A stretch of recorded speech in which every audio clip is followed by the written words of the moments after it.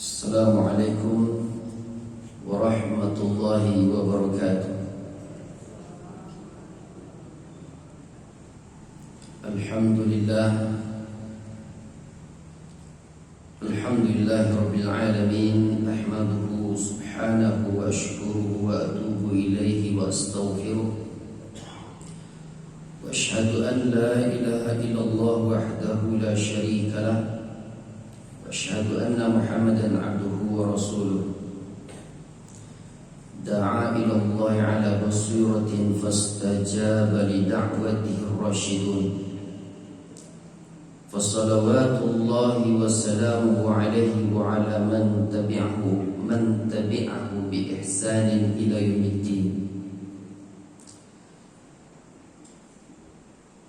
Ya ayyuhalladzina amanu taqullaha haqqa tuqatih wa la tamutunna illa wa antum muslimun. Bapak Ibu kaum muslimin wa muslimat, sidang jemaah kajian rutin pembahasan kitab tauhid yang dirahmati dan dimuliakan Allah Subhanahu wa taala. Segala puji hanya untuk Allah Azza wa Jalla yang selalu memberikan kepada kita kemudahan menuntut ilmu syar'i, karena orang yang selalu menuntut ilmu syar'i, duduk di kajian ilmu, mereka akan selalu mendapatkan istighfar, pemohon ampunan dari para malaikat, sehingga dosa-dosa orang yang selalu belajar ilmu syar'i berguguran di sisi Allah Subhanahu wa taala karena doa para malaikat dan makhluk yang ada di bumi. Kaum muslimin wal muslimat rahimani rahimakumullah. Kita lanjutkan pembahasan hari Rabu yang terdahulu tentang 70.000 orang yang masuk surga tanpa hisab. Ada 70.000 orang yang akan masuk surga tanpa hisab. Hisab itu artinya pemeriksaan. Kalau mau masuk surga, maka harus diperiksa terlebih dahulu. Diperiksa tentang apa saja yang telah kita lakukan di atas dunia ini. Dan sebagaimana yang sudah pernah kita jelaskan bahwa akhir kesudahan dari seorang hamba yang bertauhid kepada Allah Azza wa Jalla, akhir kesudahan dari orang-orang yang tidak melakukan syirik, akhir kesudahan adalah surga Allah Azza wa Jalla. Akan tetapi tahapan-tahapan yang akan dilalui oleh seorang muslim untuk masuk surga itu berbeda-beda. Udah masuk surga itu tahapan-tahapannya beda-beda, tidak sama. Ada yang masuk surga secara langsung tanpa dihisab dan tanpa diadab. Ada yang masuk surga dengan dihisab terlebih dahulu, diperiksa terlebih dahulu dengan hisab munakasyah. Hisab atau pemeriksaan amal yang rinci, detail, penuntutan atas segala dosa yang pernah dia lakukan di atas dunia, baik dosa kecil apalagi dosa yang besar, tanpa ada pengampunan dari Allah Subhanahu wa taala. Sehingga si hamba yang masih muslim ini,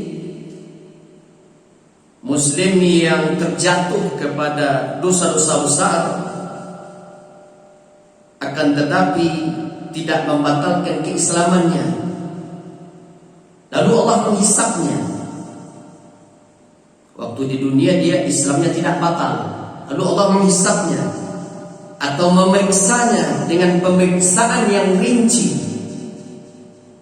Kemudian setelah dihisap, lalu dia disiksa dalam api neraka untuk menghapuskan dosa-dosanya. Kemudian dia baru masuk ke dalam surga. Dan ada yang masuk surga dengan dihisap atau diperiksa terlebih dahulu, akan tetapi dengan hisap atau pemeriksaan yang mudah. Ada yang itu nanti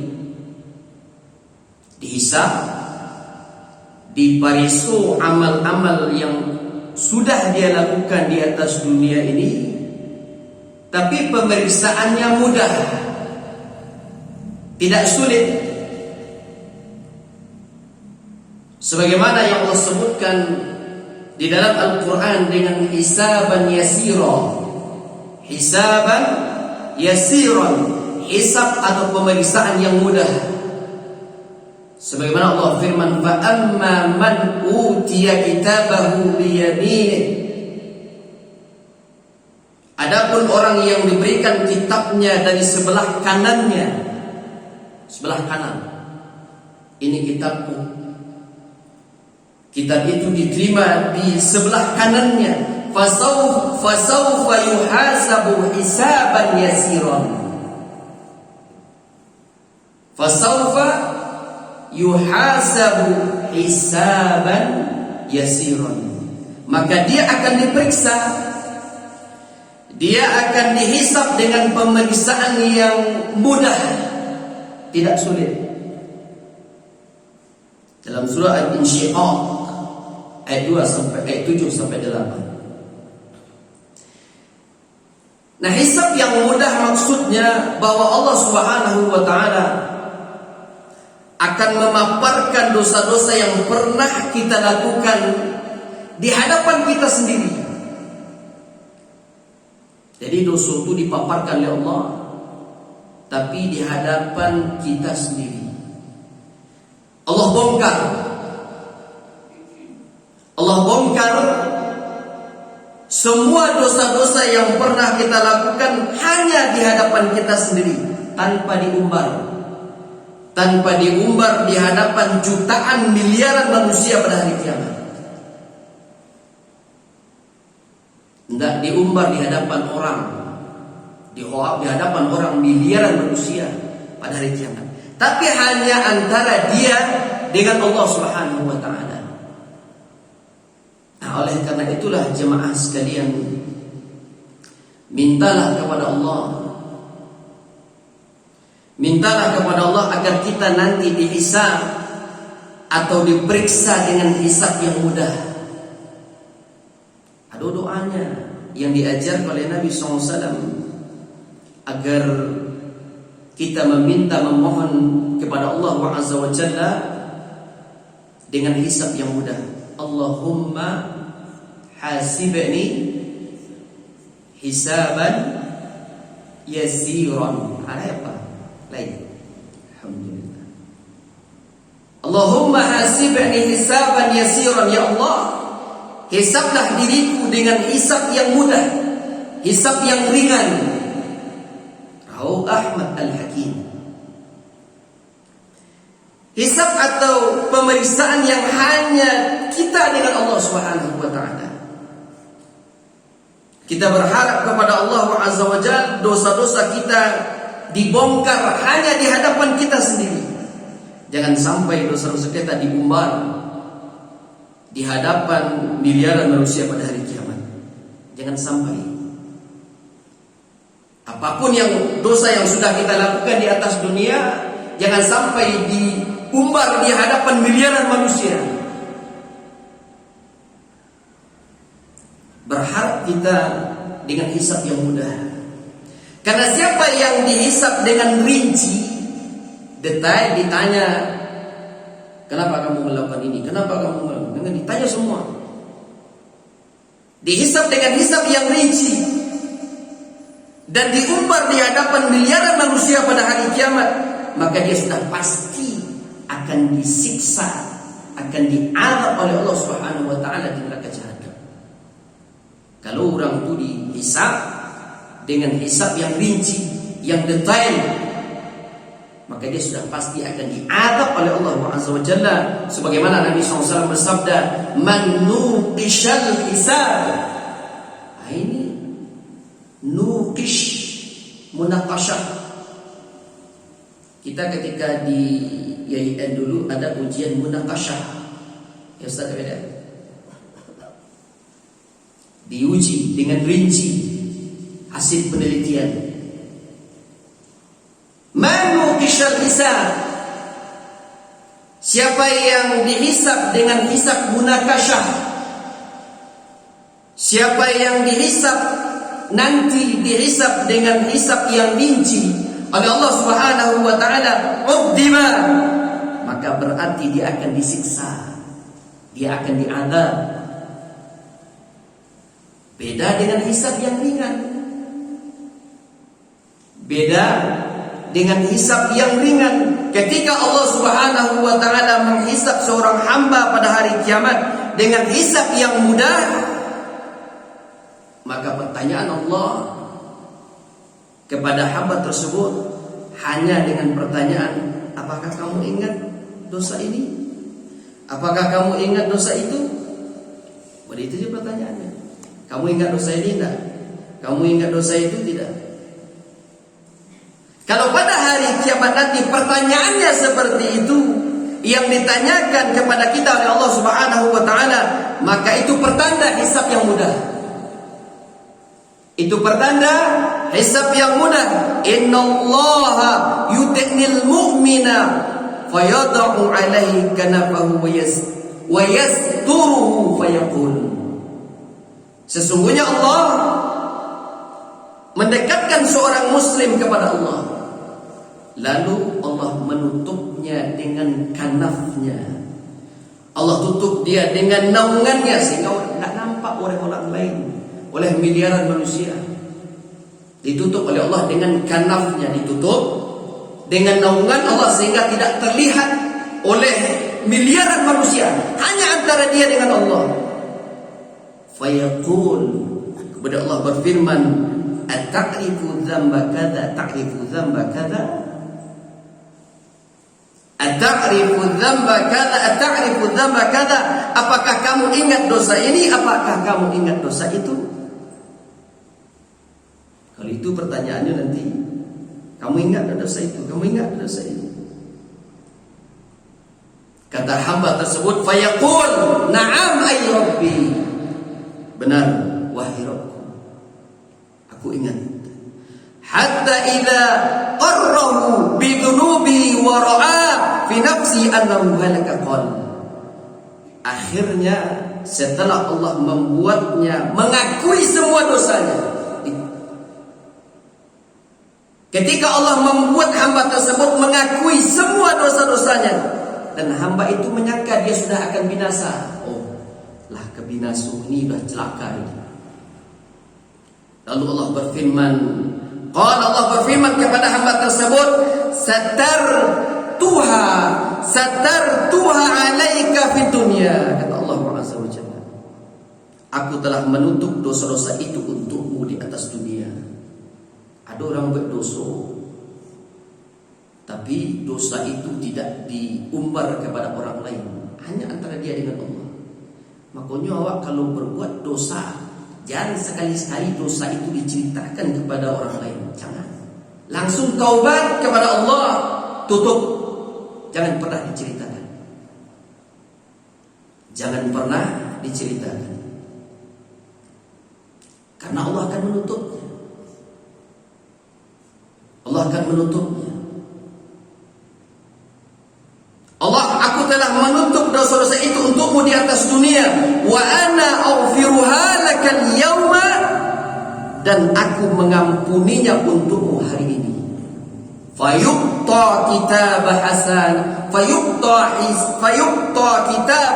hasanatihi, lalu dia pun diberikan buku catatan kebaikan-kebaikannya, diberikan kitab sebelah kanannya. Kaum muslim, ini seorang hamba yang dihisab, yang diperiksa oleh Allah Subhanahu wa taala pada hari kiamat nanti dengan hisab yang mudah, hisab yang ringan. Ingat,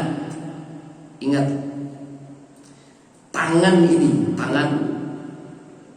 tangan kita ini, kaki kita ini, tangan, kaki, dan anggota tubuh kita ini akan menjadi saksi, pada hari kiamat atas apa yang sudah kita lakukan di atas dunia. Tangan ini bisa bicara nanti pada hari kiamat. Kaki ini nanti bisa bicara pada hari kiamat. Bisa. Allah yang membuatnya pandai berbicara, tangan dan kaki kita. Lihat surat Yasin. Lihat surat Yasin ayat 65. Makanya ya, Yasin itu dibaca maknanya, tafsirnya. Bukan malah dibaca-baca dengan diada-adakan amalan Yasinan, tidak. Lihat surat Yasin ayat 65, al-yawma nakhtimu ala afwahihim, kata Allah Azza wa Jalla, pada hari ini kami tutup mulut mereka. Tak pandai nanti di hari kiamat ini mulut ini nggak bisa bicara. Kami tutup mulut mereka. Wa tukallimuna aydihim, dan berkatalah kepada kami tangan mereka. Aydihim, tanganku bisa mengecek nanti bicara. Wa tashhadu arjuluhum, dan memberi kesaksianlah kaki mereka. Kaki bisa bicara. Bima kanu yaksibun, terhadap apa yang dahulu telah mereka usahakan. Akan tetapi ibu-ibu kaum muslimin muslimat rahimani rahimakumullah, orang-orang yang dihisab oleh Allah Subhanahu wa taala dengan hisab yang mudah, maka tangan, kaki dan anggota tubuhnya tidak akan Allah perintahkan untuk mempersaksikan keduanya. Keduanya tidak akan Allah perintahkan untuk bersaksikan kelakuannya selama di atas dunia. Orang yang dihisab dengan hisab yang mudah, tangan dan kaki dan anggota tubuhnya tidak akan Allah minta untuk jadi saksi atas apa yang sudah dia lakukan di atas dunia. Bahkan dalam riwayat yang lain menyebutkan, dalam Sahihul Bukhari menyebutkan, saking besarnya rahmat Allah Subhanahu wa taala kepada orang yang dihisab dengan hisab yang mudah, dengan pemeriksaan yang mudah, Allah Subhanahu wa taala tidak akan memaparkan semua dosa-dosa si hamba mukmin tersebut, kecuali hanya dosa-dosa kecilnya. Itu hebatnya orang yang dihisab dengan hisab yang mudah, luar biasa. Sehingga si hamba itu terheran-heran, kenapa dosa-dosa yang dulu pernah dia lakukan akan tapi tidak dipaparkan oleh Allah Subhanahu wa taala. Oleh karena itu, minta terus di dalam sholat, di dalam sujud, di akhir, di dalam sujud setiap sholat sunnah, atau di sepertiga malam yang akhir, atau di tempat-tempat waktu keadaan doa mustajab oleh Allah Subhanahu wa taala, antara adzan dan iqamah, ketika hujan turun, hari sore hari Jumat, waktu-waktu mustajabnya doa, minta Allahumma hasibni hisaban yasira. Ya Allah, hisablah diriku, periksalah diriku dengan hisab yang mudah, hisab yang ringan. Terus baca doa itu, jangan tinggalkan. Apalagi di waktu sujud.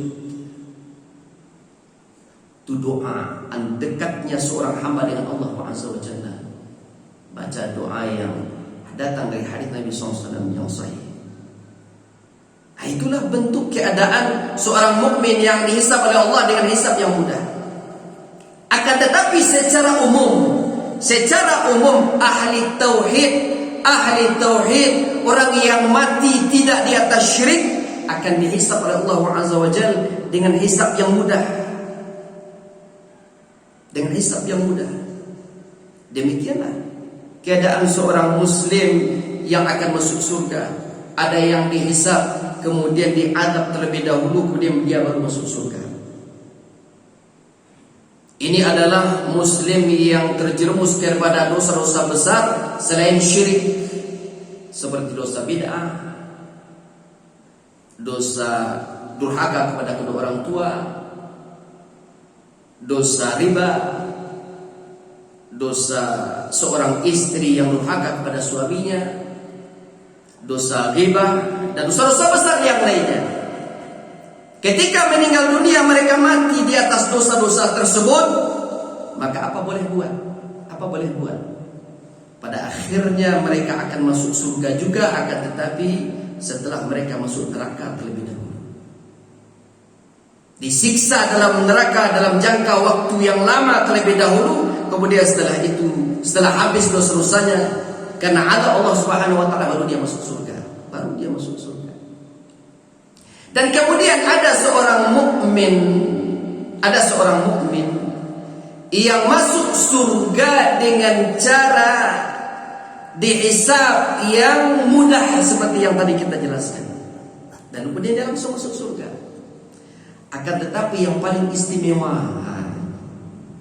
ini yang paling istimewa.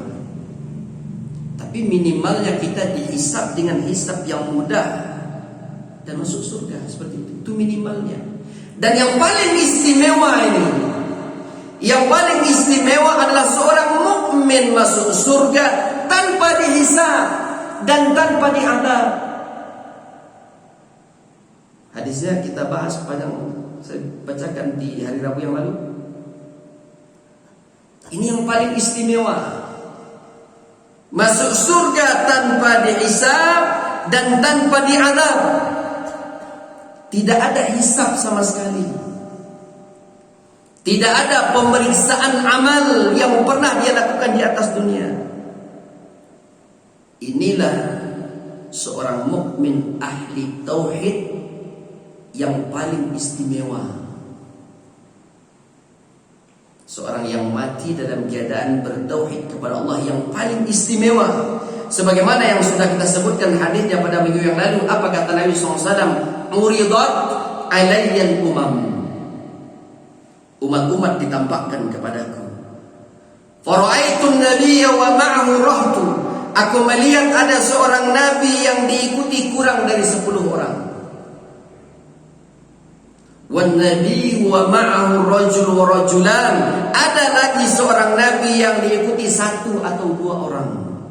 Dan bahkan an-nabiyyu wa laisa ma'ahu ahadun, ada seorang nabi yang tidak diikuti seorang pun, tidak ada pengikut. Ini sudah kita bahas kan? Kenapa ada nabi diperlihatkan oleh Allah kepada nabi kita Muhammad SAW pada hari kiamat, ada nabi yang berjalan sendirian, tidak ada pengikut.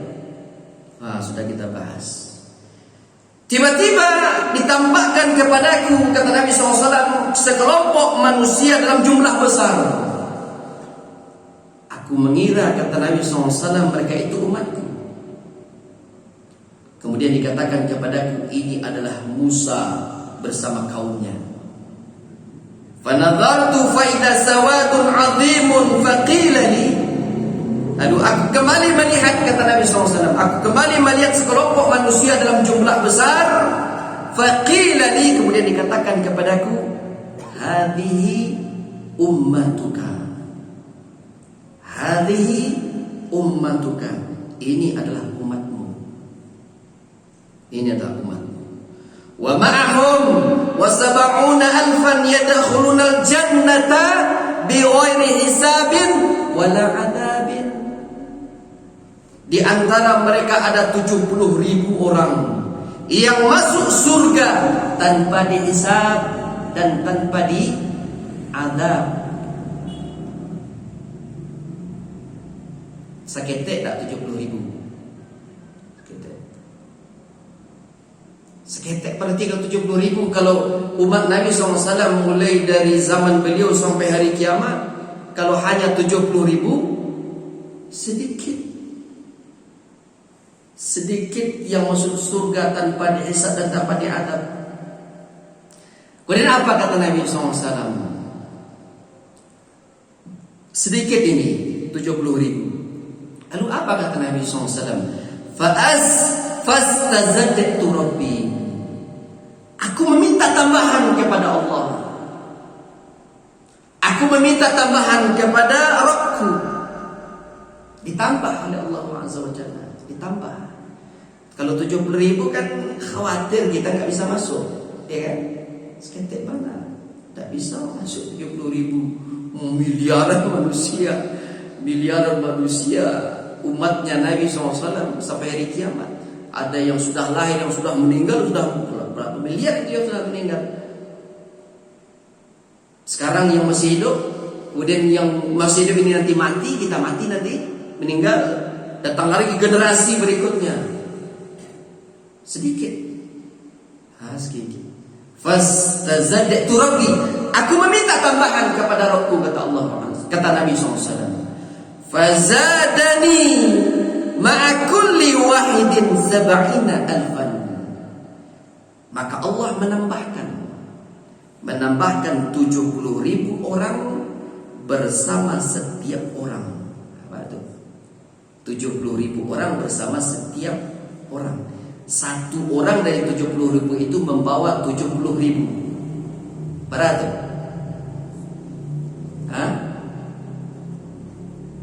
Miliaran ya. Alhamdulillah masih ada harapan. Masih ada harapan. Semoga Allah Azza wa Jalla memudahkan kita masuk surga tanpa dihisab dan tanpa diadab. Masih ada harapan. Annahum yudhi'u wujuhum idha'atal qamar lailatal badar. Wajah-wajah mereka ini wajah-wajah orang yang masuk surga tanpa dihisab dan tanpa diadab.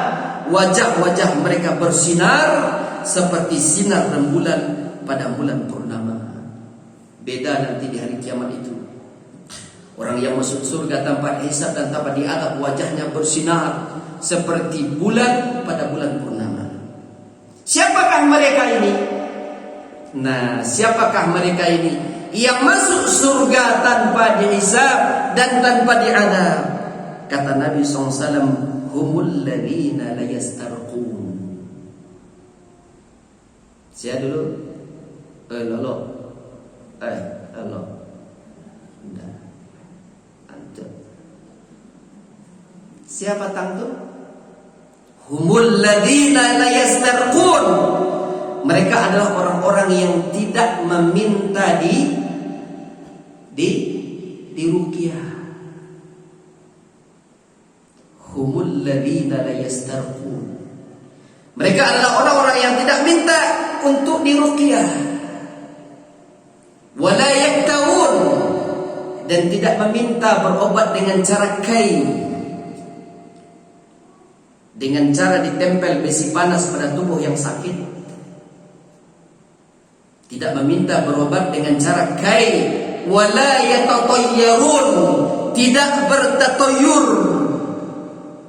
Nanti ada bab khusus tentang tatoyur ini, khusus panjang, karena ini syirik. Karena tatoyur kesyirikan. Wala yatatayyarun, tidak bertatoyur. Wa ala rabbihim yatawakkalun, hanya kepada Allah, kepada Rabb mereka bertawakal, menyandarkan hati. Hanya kepada Rabb mereka bertawakal. Ini bentuk tawakal, bentuk penyandaran hati. Tawakal itu menyandarkan hati kepada Allah. Tawakal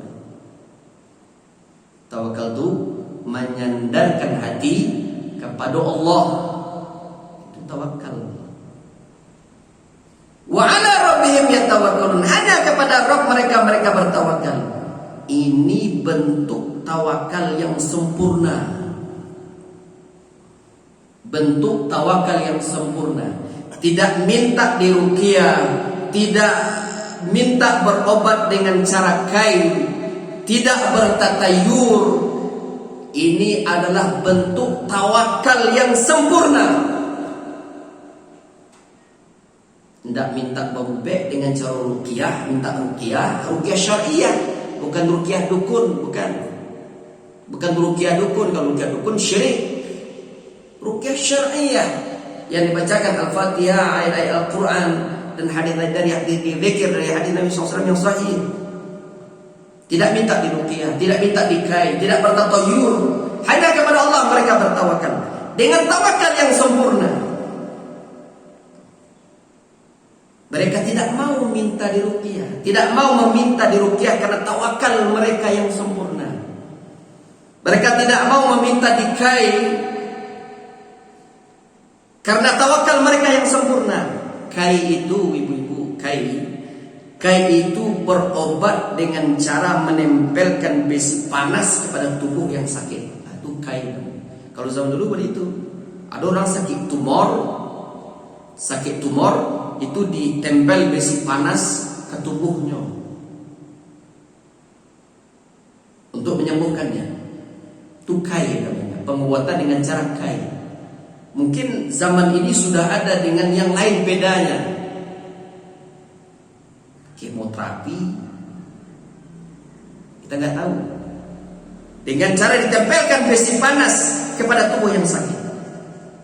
Mereka tidak bertatayur karena tatayur adalah kesyirikan.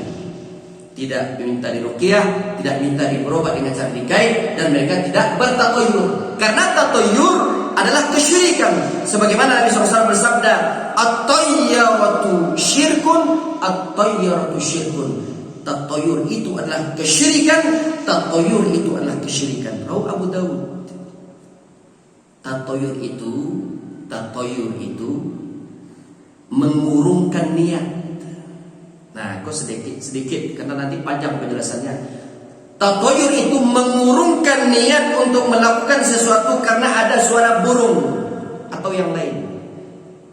Ada suara burung bunyi-bunyi, siapa yang meninggal? Bunyi-bunyi burung kan? Siapa meninggal? Wah, kok tandur saki jatimu. Ini kan? Ramu-ramu masuk ke dalam rumah. Do tamu nanti tatayur. Kata tangan maka pipiti mah. Tatayur. Ada ular melintas. Awak sedang jalan, tiba-tiba ular melintas. Lalu tidak jadi pergi, diurungkan niat. Oh, ini ikut sial. Ikut nanti berarti adu nanti kok. Ada ular melintas. Ini tatayur, syirik. Atau bunyi-bunyi suara ayam berkokok malam dan macam-macam. Lalu ini begini. Kok ada bunyi suara itu kok siapa yang meninggal, itu tatayur. Banyak, nanti ada penjelasannya khusus. Menganggap sial. Mereka menyangka suara burung atau yang lainnya itu bisa memberikan sial kepada mereka. Ular melintas, ini bisa memberikan sial ini. Sehingga mereka mengurungkan niatnya untuk melakukan sesuatu. Ibnu Mas'ud radhiyallahu anhu menyebutkan, wa ma minna illa, tidak ada yang bisa menghilangkan sangkaan buruk dalam hatinya, walakin Allah yudhibuhu bitawakkul. Tetapi Allah menghilangkan anggapan sial tersebut dengan tawakal. Nah, untuk sementara demikian dulu penjelasan tentang tatayur, karena nanti insyaallah akan kita bahas tentang bab khusus tentang tatayur. Kaum muslimin wal muslimat rahimani rahimakumullah. Jadi 70.000 orang yang masuk surga tanpa dihisab dan tanpa diadab karena mereka tidak bertatayur. Itu yang pertama, tidak bertatayur. Makanya hati-hati awak, jangan sampai mudah ini pasti ada sesuatu ini. Aduh. Jangan begitu. Itu syirik. Banyak di daerah awak ini tatayur itu, iya kan? Apa lagi contohnya? Bunyi alam. Kok ada alam nih? Kok pasti ada musibah ini. Itu tatayur, itu syirik itu. Jangan syirik. Kalau diyakini masih ada keyakinan itu dalam hati, berarti masih ada syirik di dalam hati kita. Mati di atas keyakinan itu berarti kita mati di atas syirik. Dosa syirik tak main-main. Tidak ada pengampunan dari Allah Subhanahu wa taala di atas dunia, begitu juga nanti di akhirat tidak ada pengampunan. Makanya awak harus belajar tauhid. Harus belajar tauhid, wajib belajar tauhid. Kalau tidak pasti terpeleset terjerumus pada syirik. Jangan itu. Nanti ada pembahasan khusus tentang ini. Masuk surga, ada 70.000 orang yang masuk surga tanpa dihisab, tanpa diadab. Di antara yang pertama adalah tidak bertatayur. Dan kemudian mereka tidak mau meminta diruqyah karena tawakal mereka yang sempurna. Mereka tidak mau minta dikai karena tawakal mereka yang sempurna. Karena tawakal yang sempurna itulah yang membuat seorang ahli tauhid tidak minta diruqyah, tidak minta dikai, dan mereka tidak bertatayur. Wa ala rabbihim yatawakkalun. Hanya kepada Allah mereka bertawakal, menyandarkan hati. Maksudnya itu hanya kepada Allah mereka berlindung. Jika kalau ada macam-macam terdengar, kita berlindung hanya kepada Allah. Sandarkan hati hanya kepada Allah. Hanya kepada Allah mereka menggantungkan hati. Itu orang bertawakal. Hanya kepada Allah mereka menyerahkan semua urusan. Semua urusan serahkan kepada Allah secara ikhtiar. Serahkan urusan kepada Allah Azza wa Jalla. Itu puncak dari wujud tauhid. Karena judul kitab ini, judul bab ini, man haqqaqa tauhida dakhalal jannah bi ghairi hisab. Siapa yang mentahqiq tauhidnya, membersihkan tauhidnya, yang mewujudkan tauhidnya, dia akan masuk surga tanpa ada hisab dan tanpa diazab. Nah, ini wujud. Ini puncak dari wujud tauhid. Cintanya hanya kepada Allah. Harapannya hanya kepada Allah. Berharap pahala, berharap surga. Kalau kita beribadah, haraplah dengan Allah, berharaplah pahala kepada Allah. Puncak wujud dari tauhid. Takutnya hanya kepada Allah, tidak mau melakukan dosa di samping orang, tidak ada. Hanya dia sendirian, tidak mau dia melakukan dosa. Takutnya hanya kepada Allah. Dan ridha dengan ketetapan Allah Subhanahu wa taala. Ridha dengan ketetapan takdir Allah Subhanahu wa taala. Itu puncak wujud dari tauhid. Karena banyak orang yang mengeluh dengan ketetapan takdir, banyak mengeluh dengan ketetapan takdir yang sudah Allah tetapkan untuk dirinya. Banyak orang mengeluh. Banyak orang mengeluh nih. Aku cikupan nasib aku. Cikupan nasib anak aku. Macam-macam, tidak mengeluh. Tidak menerima ketetapan takdir Allah Subhanahu wa taala. Tidak bisa ridha dengan ketetapan takdir Allah Subhanahu wa taala. Ya kan? Orang yang bertawakal kepada Allah adalah orang-orang yang menggantungkan hatinya hanya kepada Allah Azza wa Jalla. Itulah takdir. Yang terjadi itu adalah takdir. Jadi sabuk-sabuk itu yang lamu tu nih. Di dulu modiku. Sudah takdir. Rukun iman. Orang yang sering mengingkari orang yang sering menyebut-nyebut kejadian takdir sudah berlalu, dia ingkar takdir. Dia sudah mengingkari takdir Allah Azza wa Jalla. Yanglah terjadi itu takdir. Ketetapan Allah Azza wa Jalla. Yang dikeluhkan dulu ini. Sudah, yang sudah terjadi sudah. Yang akan datang kita tidak tahu. Orang yang bertawakal hanya menyandarkan hatinya kepada Allah Subhanahu wa taala. Orang yang bertauhid, yang menyerahkan dirinya kepada Allah Azza wa Jalla, dia ridha dengan ketetapan takdir Allah Subhanahu wa taala. Nah, Orang yang bertawakal kepada Allah Azza wa Jalla adalah orang-orang yang menggantungkan hatinya hanya kepada Allah. Orang yang bertawakal kepada Allah Subhanahu wa taala adalah orang-orang yang menyerahkan semua urusannya hanya kepada Allah. Sehingga ketika mereka sakit, tidak mengeluh, dia memang kamu sakit, tidak menerima ketetapan takdir, tidak menerima. Bahkan ketika mereka sakit, mereka tidak berobat baik dengan cara diruqyah atau dengan cara dikai, hanya menggantungkan hatinya kepada Allah.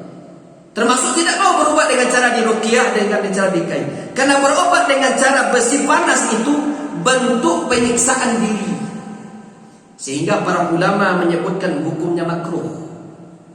Hukum baubek juga besi panas itu para ulama menyebutkan hukumnya makruh. Walaupun dalam hadis yang sahih dari Nabi SAW tidak dilarang berobat dengan cara dikai, tidak dilarang. Tidak minta ruqyah, tidak dilarang, tidak dilarang. Karena Nabi SAW pernah diruqyah, pernah meruqyah. Rasul pernah diruqyah oleh Jibril. Pernah diruqyah oleh Jibril ketika disihir oleh kafir Quraisy, sehingga Rasul fikirannya melayang-layang. Lalu diruqyah oleh Jibril. Pernah ruqyah Nabi, tapi Rasul tidak meminta diruqyah, tidak minta, tapi diruqyah oleh Jibril. Nabi SAW juga pernah mengkai, pernah mengobat orang dengan besi panas. Tidak dilarang. Tidak dilarang berobat dengan cara kai tersebut, sebagaimana hadis Jabir bin Abdullah bahwa Ubay bin Ka'ab pernah diobati dengan cara kai, berobat dengan cara ditempelkan besi panas ke tubuhnya yang sakit. Ubay bin Ka'ab, anna Nabiy sallallahu alaihi wasallam ba'atha ila Ubay bin Ka'ab tabiban, bahwa Nabi SAW pernah mengutus seorang tabib kepada Ubay bin Ka'ab. Diutus oleh Nabi SAW kepada Ubay bin Ka'ab. Faqata'a lahu arakan wa kawahu. Lalu dia memotong uratnya dan menempelkannya dengan besi panas. Boleh sebenarnya, tapi kalau diminta, kehilangan kesempatan awak masuk surga tanpa hisab, tanpa diazab. Bolehkah minta ruqyah? Boleh minta ruqyah. Tapi hilang kesempatan masuk surga tanpa dihisab, tanpa azab. Boleh juga berobat dengan besi panas, tidak dilarang sebetulnya. Ini seperti Nabi SAW mengutus seorang tabib kepada Ubay bin Ka'ab. Lalu dia sedang sakit, tempelkan besi panas. Begitu juga dengan Anas bin Malik radhiyallahu anhu. Dengan Anas bin Malik, bahwa Nabi SAW pernah menempelkan besi panas kepada orang yang terkena oleh penyakit Zatul Jambi. Anas bin Malik bahwa beliau pernah menempelkan besi panas kepada orang yang terkena penyakit Zatul Jambi. Zatul Jambi itu penyakit tumor. Tumor menempel, tumor di pinggangnya, sebagaimana disebutkan annahu kawa min dzatil jambi, bahwa dia Anas bin Malik pernah melakukan pengobatan dengan besi panas karena penyakit dzatul jambi, penyakit tumor. Wan Nabi sallallahu alaihi wasallam hayyun. Nabi SAW waktu itu masih hidup. Nabi SAW masih hidup, rawahul Bukhari. Begitu juga dengan Nabi SAW, bahwa Nabi SAW pernah menempelkan besi panas kepada As'ad bin Zurahrah. Anna Nabi SAW kawa As'ad bin Zurahrah, bahwa Nabi SAW pernah menempelkan besi panas kepada As'ad bin Zurahrah.